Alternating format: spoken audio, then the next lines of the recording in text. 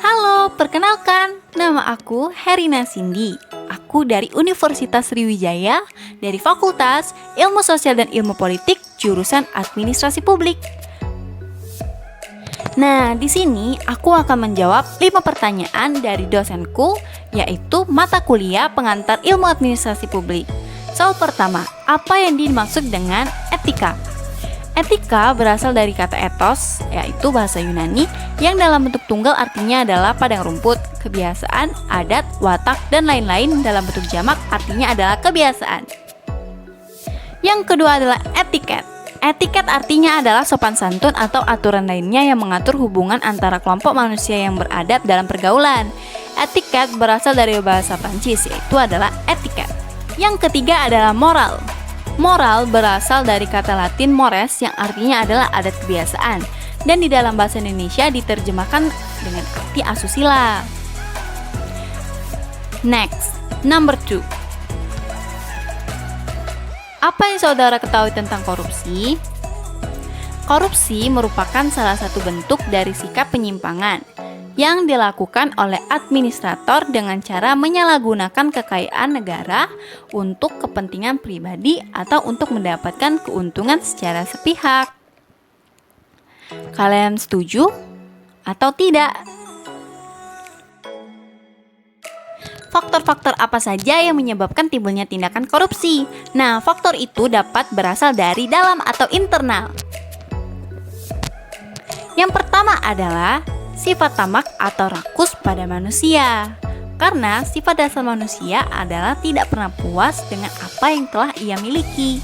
Sifat yang kedua adalah gaya hidup yang konsumtif. Yang ketiga adalah moral yang kurang kuat.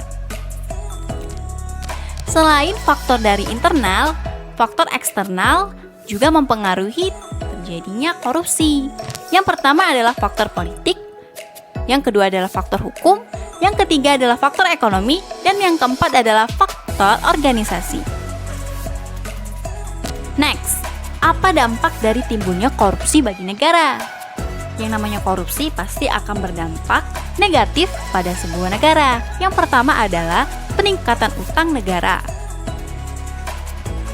Yang kedua adalah kematian etika sosial politik. Yang ketiga adalah penurunan kualitas infrastruktur.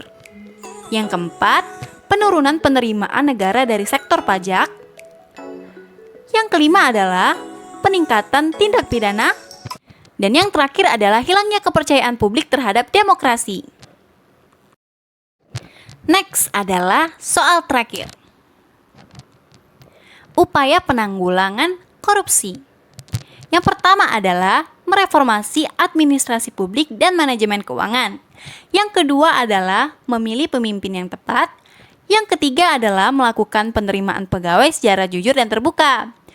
Yang keempat adalah pencatatan ulang aset. Dan yang kelima adalah pengusahaan kesejahteraan bagi rakyat.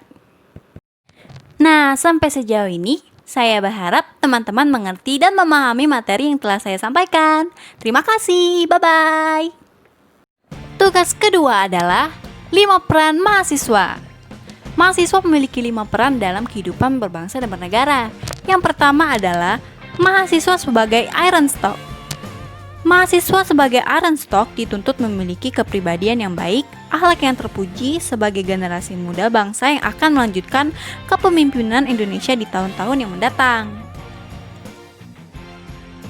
Peran mahasiswa yang kedua adalah mahasiswa sebagai guardian of value, yang artinya adalah mahasiswa dapat menjaga nilai-nilai kebaikan yang ada di masyarakat, seperti nilai-nilai kejujuran, gotong royong, simpati, keadilan, integritas, dan sebagainya.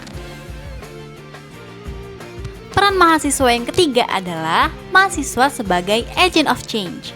Agent of change dalam bahasa Indonesia bisa diartikan sebagai agen perubahan yang memiliki makna pemegang peranan yang sangat penting, bahkan sebagai pelopor dari perubahan, tentunya perubahan ke arah yang lebih baik. Peran mahasiswa yang keempat adalah mahasiswa sebagai moral force. yang artinya adalah mahasiswa harus mencerminkan nilai karakter terbaik sesuai dengan tingkatan intelektualnya. Pendidikan sebagai upaya pembentuk karakter idealnya muncul dengan perilaku moral terbaik yang ditunjukkan oleh seorang mahasiswa.